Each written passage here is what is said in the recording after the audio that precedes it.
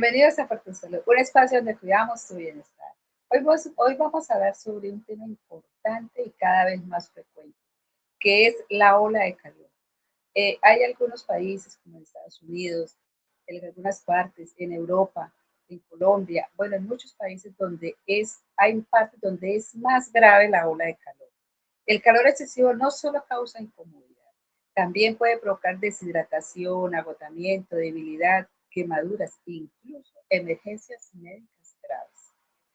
Para orientarnos sobre cómo protegernos y reconocer estas señales de alerta, tenemos a la doctora María Estrid López, médico internista, quien nos va a hablar sobre este tema. Hola Anita, muy buenas noches, muchas gracias por esta invitación.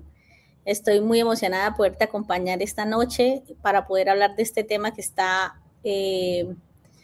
digamos, de forma tan frecuente con este calentamiento global y con las oleadas de calor en los diferentes países de estaciones y, por qué no, también en Latinoamérica, llegando a temperaturas de 39 a 40 grados al sol en las horas más fuertes de entre 10 de la mañana y 4 de la tarde. Entonces, estoy muy contenta de poderte acompañar. Muchas gracias por la invitación. Muchas gracias a ti, doctora, por de verdad venir a compartir este conocimiento con nosotros y podernos orientar en estos momentos que estamos pasando por tanta ola de calor. Doctora, ¿qué se considera realmente una ola de calor? Bueno, básicamente lo que nosotros consideramos olas de calor, bueno, básicamente dentro de las medidas importantes para el Banco Mundial y para la Organización Mundial de la Salud es poder controlar las temperaturas o el aumento de la temperatura global por lo menos 1.5 grados centígrados por año.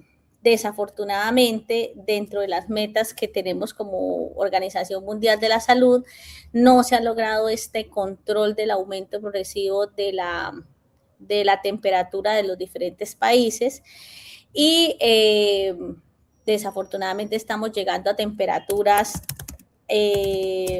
más o menos de 39, 40 o más grados en algunas zonas.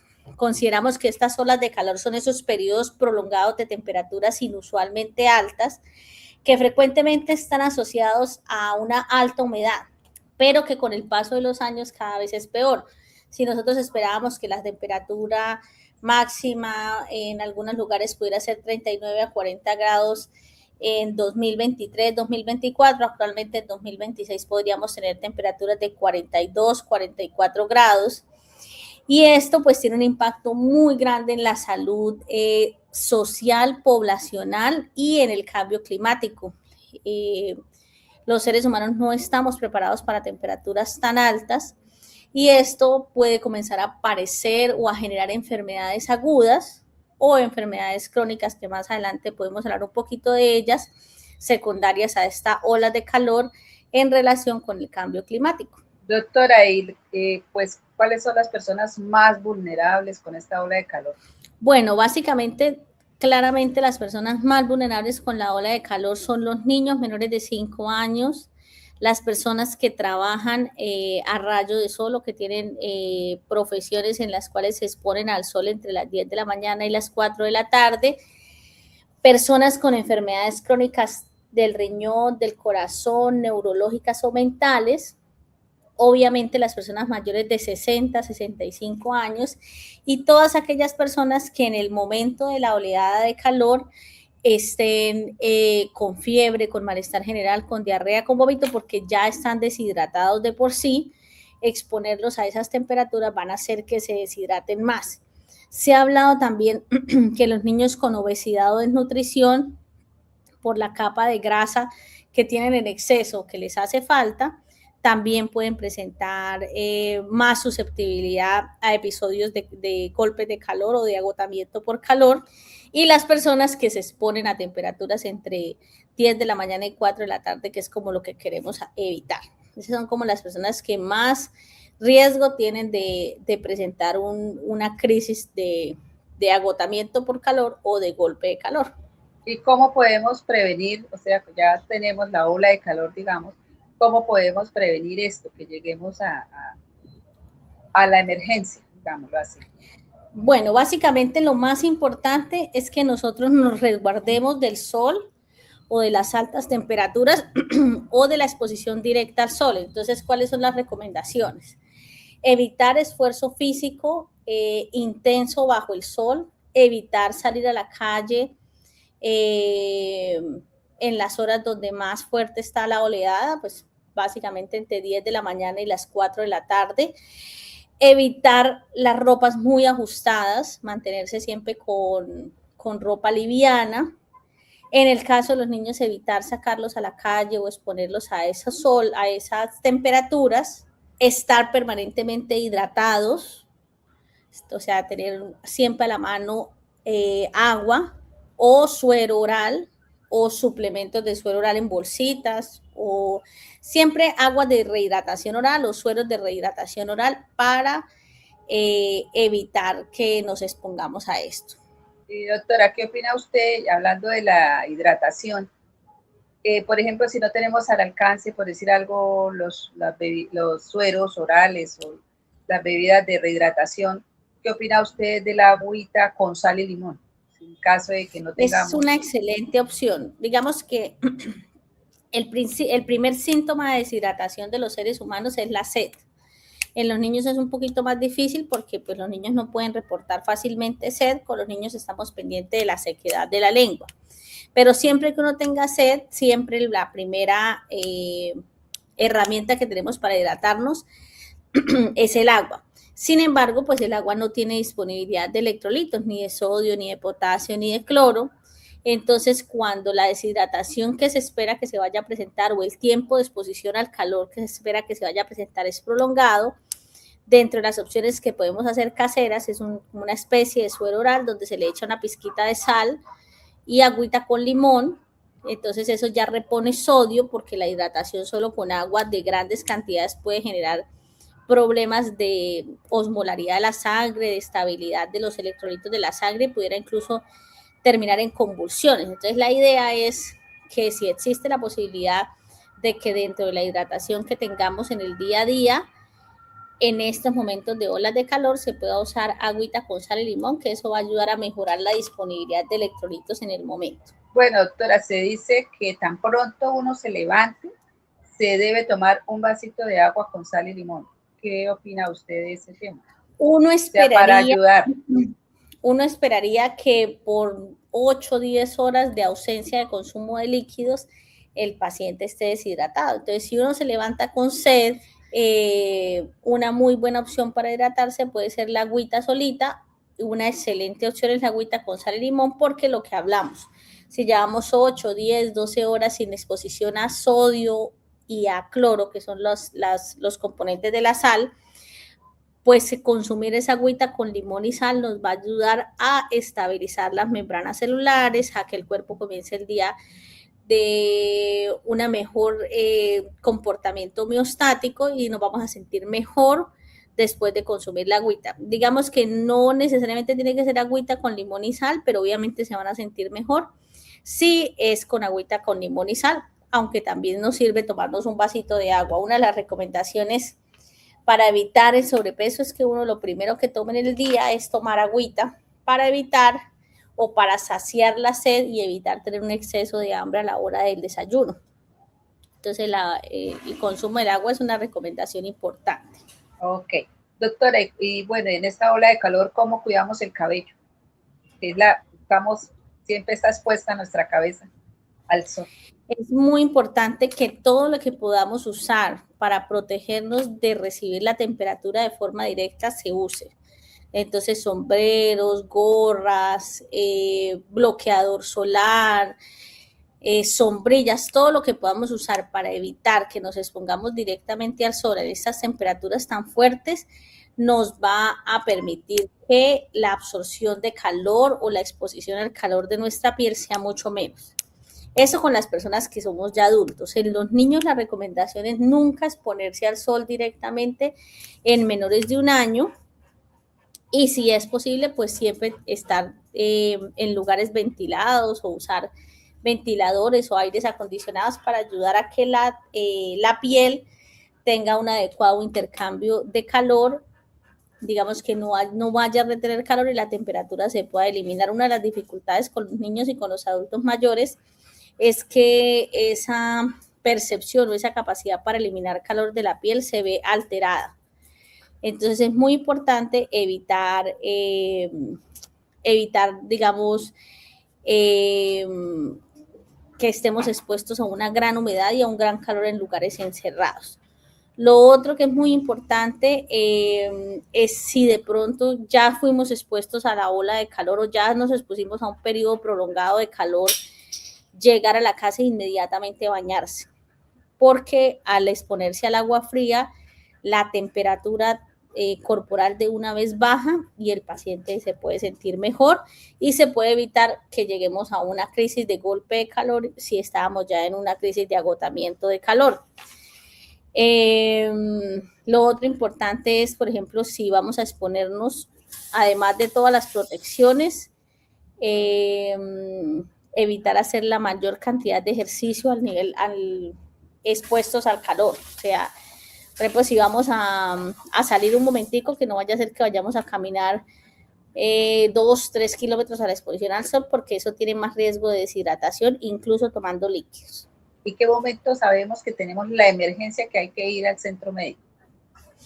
Bueno, sí, Anita, eso es muy importante. Entonces, nosotros clasificamos el tema de la exposición al calor de forma típica en dos. Entonces, uno es el agotamiento por calor. Entonces, en el agotamiento por calor, comienzo a sentir mucha sudoración. Si es un niño menos de 5 años, comienza a verse la piel muy irritada por el sudor, la piel comienza a ponerse pálida, tiene una sensación de calor sofocante, sed intensa y mucha sequedad en la boca. Comenzamos a sentir calambres musculares con el movimiento, un agotamiento, un cansancio inesperado de forma súbita, dolor de cabezas o mareos. En el caso de los niños comienzan a llorar de forma inconsolable. Cuando la situación se va agravando, comienzan a aparecer dolores estomacales, comienza a aparecer mareos o en algunas personas incluso desmayos. Este es el estado previo al golpe de calor, o sea, es una situación grave porque ya digamos que todas las medidas que debimos haber tenido en ese momento no las logramos. Pero cuando ya definitivamente el cuerpo pierde la capacidad para eliminar el sudor o eliminar el calor por el sudor, es que estamos en una situación de golpe de calor. Entonces, la clave del golpe de calor es que cuando le tomamos la temperatura a nuestro familiar o a nosotros o a nuestro niño, la temperatura del cuerpo está entre 39 y 40 grados o incluso más. Esta temperatura es la temperatura medida en la axila, entonces pudiera ser que la temperatura medida en boca esté incluso por encima de 40 grados, 41.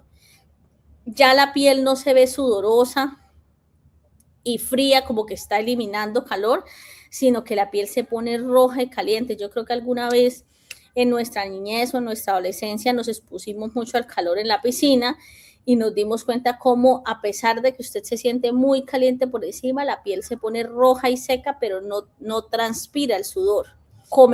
Aquí es donde nos comenzamos a preocupar porque comenzamos a tener la respiración rápida y la frecuencia cardíaca rápida y dolores de cabeza palpitantes. Entonces, como si tuvieran una gripa, como si estuvieran teniendo síntomas de gripa, pero de forma súbita después de la exposición al calor. Y ya en situaciones más graves, algunas personas pudieran presentar vértigos, mareos, delirar, desorientación, confusión y en algunos casos incluso convulsiones. Entonces, es muy importante recordar que si nuestra persona que está teniendo estos síntomas tiene una comorbilidad o alguna enfermedad cardíaca o renal, es mejor llevarla a urgencia de inmediato, incluso con un síntoma tan suave como dolor palpitante de la cabeza. Si ya comienzan a delirar y uno escucha mucho a las mamás decir, no, es que comenzó a delirar por la fiebre, en estos casos estamos en un golpe de calor y es muy importante apelar a la hidratación endovenosa porque probablemente la hidratación oral se quedó corta y una convulsión sí pudiera generar un daño neurológico a largo plazo. Entonces, es muy importante estos signos de alarma, delirar, alteración del estado de conciencia, la piel roja y seca, frecuencia cardíaca rápida, frecuencia respiratoria rápida o movimientos anormales que son las convulsiones. Doctora, y bueno, entonces hablando, usted dijo que nos iba a hablar sobre las patologías o las enfermedades que nos puede dar por deshidratación. Sí, Anita, mira. Entonces, estas son las dos, digamos, cosas agudas que nosotros podemos esperar en un momento de exposición actual al calor. Pero nosotros no dimensionamos el daño a largo plazo que puede tener la exposición crónica al calor. En algunos estudios realizados en España con los episodios de golpe de calor, ellos han comenzado a documentar cómo las personas hacen más falla cardíaca, comienzan a tener más infartos en relación con los procesos de deshidratación, hay mayor enfermedad y mayor mortalidad, y ya se está hablando en nefrología que se produce una enfermedad renal crónica, un daño renal asociado a un daño térmico por las olas de calor. Entonces es muy importante que nosotros seamos conscientes que no solo es el daño que nos producimos en un momento determinado con la exposición a altas temperaturas, sino el daño que le podemos estar dejando a nuestros órganos vitales, como es el corazón, como es el riñón. Hay un aumento de la prevalencia de enfermedades respiratorias también en relación con la exposición a olas de calor o con la exposición a temperaturas altas. Y eso se ha ido demostrando en diferentes países en los que hay estaciones, que es donde más se ha estudiado esto.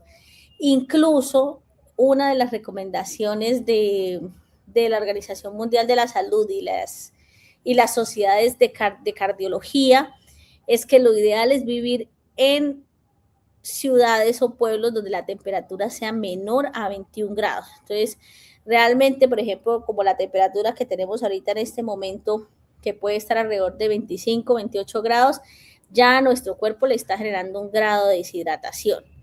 Y a largo plazo pudiera generar muertes o aumento de la mortalidad, incluso hasta de 71 de 100 personas, aumentándola incluso un 15% en ciudades, por ejemplo, como capitales en España, como capitales en Australia, donde se han realizado estos estudios. Entonces, es muy importante tener en nuestra mente la nefropatía asociada al choque térmico o asociada al cambio térmico, que son enfermedades crónicas que probablemente no se presenten en el momento agudo cuando uno está revisando, pero que de forma crónica comience a asociarse a más enfermedad en nuestras poblaciones y a mayor mortalidad. Y que también por el sol, cuando nos exponemos, tenemos quemaduras en la piel. ¿Cierto, doctor? Claro, no podemos olvidar los cánceres de piel, recordar también cánceres de piel. El melanoma, que es un cáncer muy, muy frecuente en personas de tez blanca, con algún componente genético asociado, el carcinoma vasocelular y el escamocelular, que también están asociados a exposición al sol. También se me había olvidado comentarte algunas bebidas azucaradas. Digamos que si la hidratación no se realiza con las bebidas ideales, con buenos electrolitos, con agüita con limón y sal, o con suerito oral, o con agüita normal, algunas personas comienzan a presentar crisis de ácido úrico o crisis de gota asociados a que con la deshidratación y el consumo de bebidas azucaradas se produce un aumento de los cristales de ácido úrico. Entonces eso produce un daño a nivel de los riñones y finalmente eso se termina formando una enfermedad renal crónica. Lo otro que es muy importante es recordar el consumo de algunos medicamentos con los que debemos ser muy cuidadosos en relación con los momentos de golpe de calor. Medicamentos, por ejemplo, del grupo de los anticolinérgicos, eso básicamente hay que hablarlo pues con su médico, pero el grupo de los anticolinérgicos, que son estos que producen como mucha sequedad de cuerpo, mucha sequedad para orinar, mucha sequedad en estreñimiento, mucha sequedad de boca, algunos antidepresivos, todos esos medicamentos alteran la eliminación de sudor por la piel. Entonces, una persona que de pronto esté tomando medicamentos para dormir o que esté tomando antidepresivos tiene más riesgo de hacer un golpe de calor que una persona que no esté tomando eso. Si nosotros estamos en un proceso de deshidratación, en una ola de calor en nuestra ciudad, y nos duele el cuerpo y nos tomamos un antiinflamatorio no esteroideo tipo ibuprofeno, naproxeno, diclofenac, tenemos más riesgo de generar daño en nuestros riñones porque con la deshidratación y con el daño muscular, este medicamento tipo AINES o los analgésicos que usamos para los dolores generan un daño renal más significativo. Y no se nos puede olvidar que estas personas que realizan ejercicio deben siempre intentar o procurar que el ejercicio sea en horas de muy de la mañana o muy de la tarde, porque existe una enfermedad bien conocida que se llama rhabdomiolisis. Digamos que en redes como TikTok no escuchan mucho a los jóvenes hablar de ello, que es que se van y hacen ejercicio a altas temperaturas en el gimnasio o a altas temperaturas a exposición directa al sol, y los días siguientes comienzan a presentar mucho dolor muscular, un dolor muscular que les impide levantarse de la cama, que les impide hacer actividades, que les impide retomar su vida diaria, que dicen, no, normal porque yo hice gimnasio y entonces por eso tengo mucho dolor muscular. Estos pueden ser episodios de rhabdomiolisis subclínica, que es que el músculo se comienza a carcomer a sí mismo junto con la deshidratación, con el exceso de ejercicio, con la exposición al calor, y de pronto uno le sume por ahí un analgésico. Todo eso es el caldo de cultivo para que nuestro riñón se dañe a largo plazo. Y pues si vemos, todas estas cosas suceden en relación con la exposición al calor excesiva y con una inadecuada ingesta de líquidos o una inadecuada ingesta de agua. Doctora, ¿y podrá haber como una tabla o no sé de cuánto líquido tomar uno en el día, durante el día? Digamos que los signos de deshidratación en general son clínicos. Uno recomienda que se tomen 60 mililitros por kilo. Entonces, más o menos una persona adulta tomaría entre 2 a 3 litros al día. Pero la clave para yo saber cuánto es el líquido que yo necesito, porque hay algunas personas que necesitan un poquito más líquido que otras, es primero la sed. Entonces es una sed excesiva. Dos, la boca seca. Si yo tengo la boca seca, si estoy con la piel muy seca y fría. Tres, la presencia de calambres. Yo en la consulta de medicina interna escucho muchas personas quejarse de calambres y cuando uno les pregunta cuántos litros de agua toman al día, cero, no toman agua. Entonces el problema, y muchas veces no toman agua porque dicen, no, es que si yo tomo agua me da mucha orinadera. Eso es lo que necesitamos. Nosotros necesitamos un riñón que tome agua, la reciba y la filtre, porque nuestro riñón es un colador. Si nosotros no le damos agua, él no tiene líquido para filtrar las sustancias que se producen en nuestro cuerpo.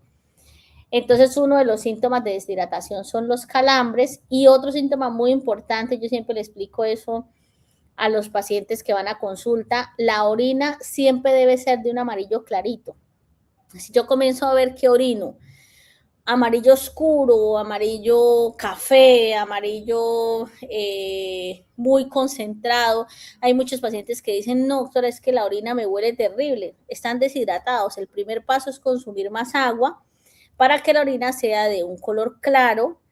Eso significa que están eliminando mucha agua y que el riñón está funcionando bien. Entonces, el color de la orina es muy importante como un marcador de deshidratación. Ese sería tal vez el síntoma más importante para el marcador de deshidratación.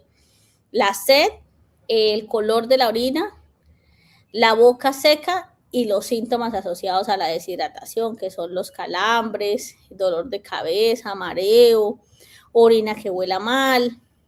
Recordemos que las deshidrataciones grado 1, grado 2 y grado 3 siempre comienzan por la sed. O sea, la sed es la que me va a decir lo que es deshidratación grado 1. Si ya yo tengo cambios en la orina, es deshidratación grado 2.